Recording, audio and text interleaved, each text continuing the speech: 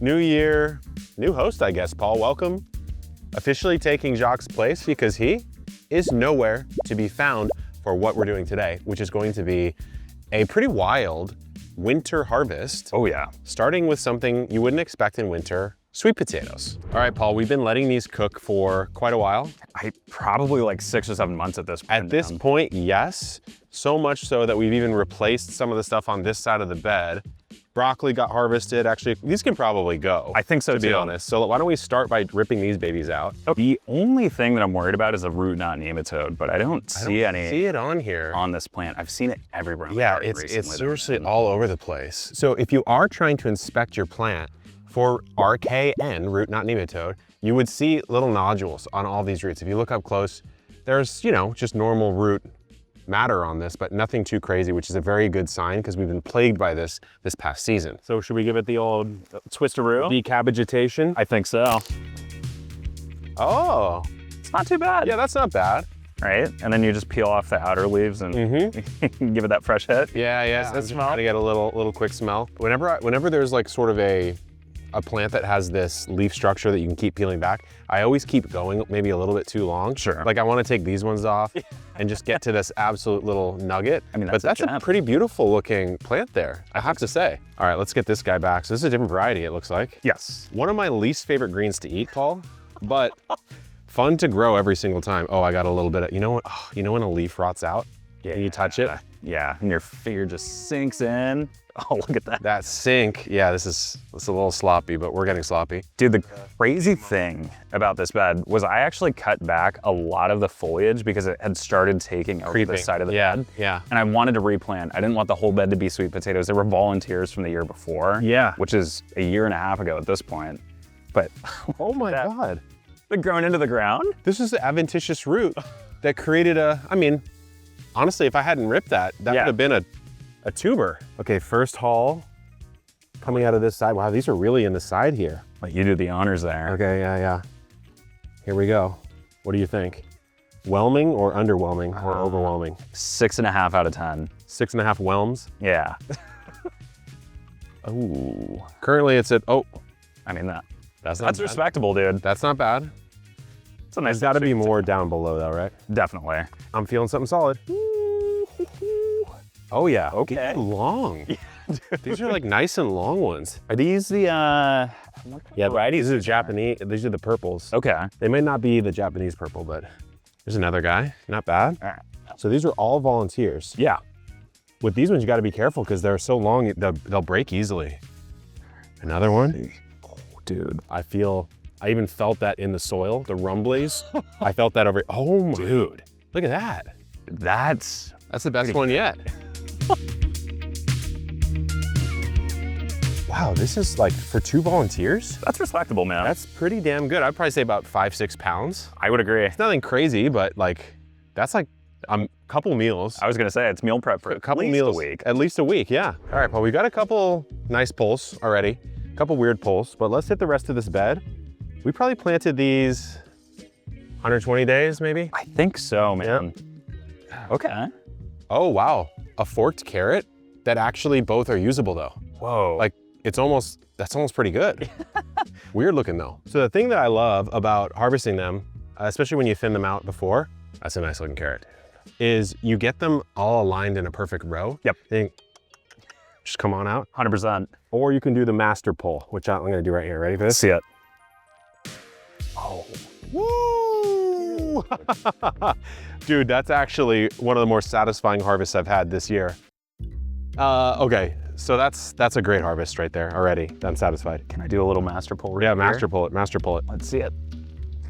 Give it that shit. Oh, wow, those are longer than mine. Well. Okay, couple smaller guys here. Dude. Oh, this might be the most aesthetic from like a form perspective. Look at that. Look at that color on that too. Nice little rat tail there. Little, I thought you were trying to do a touching. No. All right, after a successful carrot harvest, we're going with another C, celery. Paul, this is one of our better celery crops, I would say, because the problem you run into with celery is that if it dries out at all, the inner stalk, and let me just cut one off here, it becomes hollow. See how this is not? Yeah. So if you look, This is very solid. And I mean, we can just give it a quick crunch test. Why don't you take one off? All right. See if it's ants on a log approved. It's not salty, which is the other problem that you can run into with celery is it can get a little bit too salty and then you don't want to eat it. This is quality. Yeah. This is ants on a log approved, absolutely. And we may be putting some ants on that log later on today. So you're coming around in a spiral pattern, taking off the largest ones first. And that actually helps the plant kind of keep producing because it'll go into like sort of its woody flowering state, which we don't really want. So we'll harvest like a couple bunches maybe, Paul? For sure. We don't need to go crazy here. Also a good opportunity to thin the plant out. Definitely. I mean, these are some really nice stock. Yeah, I grew this from seed maybe like 4 months ago. I started it early fall, late summer. This is really nice celery. It was the perfect time to do it for sure. Really nice celery. And of course, you could eat the leaves, of course. But if you want to go pure kind of Protestant mode, I guess you could say, you've got this very clean looking celery right here. But I'm very pleased. This is one of our better celery crops I think we've ever had. This is exactly, see, you can see a little bit of the fibers starting to open up. This would be not so good to eat. Look at that white interior. You don't want to let it get to that point. Otherwise, you'll be eating air and it won't taste very good. It'll be very fibrous.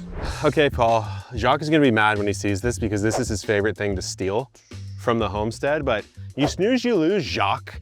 Maybe you'll show up here on the videos soon. So we've got quite a bit of citrus. I mean, it's counterintuitive, but of course in our climate and in many climates where citrus grows, this winter time is where a lot of the varieties come ready. Yep. Which is just an odd thing to think about. And so I've got my, is this Eureka or Meyer? Either way.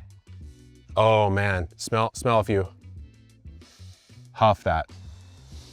Oh, it smells like a pie. Nice. It smells like a meringue. Okay, so we don't need too many lemons because of course you're not eating those straight up. You're working them into meals and such. I guess I could make lemonade though. Yeah, I mean, that was my first thought when that first hit, I was like, oh. So we've got the Washington navel there. Let me get there. I'll get one of these guys. Oh, this is a squeezable. Yeah. This is squeezable. Ooh, hold on, scrape that. Oh yeah. There's something there, dude. I always say it smells like soccer. You know? It smells like the bags, the Ziploc bags, the oranges that I bring. It always smells like that to me. You ever put it in your mouth and, you know, just do that silly little orange smile?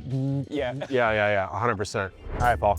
The Satsuma, Jacques and I planted many moons ago. It just never stays up straight, which is so annoying, but whatever, it's so productive, I don't care. Let's give it that juice. Oh, so you know it's ripe when it comes off straight out. That stem rips a little bit of these off. Dude, this is such a good, hold on. I'm already halfway through. I know, I'm saying you're ahead of the game. You're ahead of the game. Let's get that first juice. The fact that it's translucent in the light, in that morning light, you could see through it. There's a glow to this that I think wars would have been fought for. People would have killed for this. Oh my God. Yeah, dude. That's simply on a different level of flavor. Yeah, and you might see here, there's some tops of some sumas hanging out. I may or may not have been agreeing with or without Jacques. Was it Jacques or was it you? No, there's plenty to go around. Yeah, dude. So let's harvest the hell out of the Satsumas. We don't want them to go to waste. Nope, not at all. Worst case, you do some OJ. I will say though, if you rip them straight off, their longevity is gonna go way down. Yeah. So we have to cut them off if we wanna not eat them right away. You can take vitamin C supplements, and a lot of us should, but why? When you can GYO. You've got a killer citrus orchard, man. Dude, it's amazing. Over the holidays, I picked up 3 citrus trees. Oh yeah? Yeah. Which ones? Because of you. So I picked up a bear's lime. Ooh, nice choice. Really excited about it. Nice choice. I picked up a golden nugget mandarin, which you also have. Yes. These are all trees that you have, and then I have a cara too. Oh. And I actually got a decapon or a...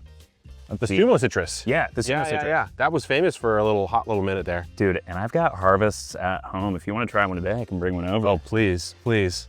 Okay, I think we've rated the stash enough. This is the bear's lime. Yeah. So this is what you have to look forward to in your future. I'm excited. But let's tally up the harvest. So great harvest, but I have 2 things I wanted to share with you guys. First of all, I had made that update video called I Might Leave the Homestead on this channel. I really appreciate all the messages you guys sent.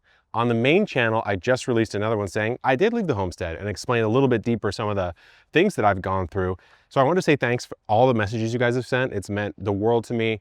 I can't respond to everyone, but I'm trying my best to respond to as many of you as I can. Second of all, I did want to say that we have launched something new here at Epic Gardening we're very proud of. As you know, we're going to be dialing back some of these sponsored ad reads that we do here on this channel and the main channel in service of giving you guys a little bit more pure gardening value.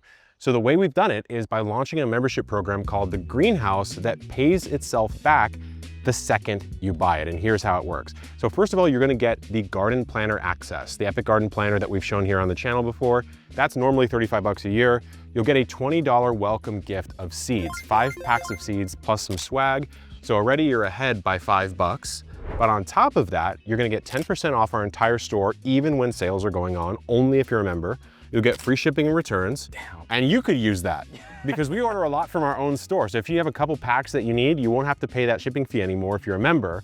You'll get Ask the Expert live advice from trained horticulturists on demand, which is a crazy feature. Yeah. And on top of that, a little sweetener, you know, at Botanical Interests, our seed company, we offer about 25 to 40 new varieties every single year. Normally, you can't get them until the coming year.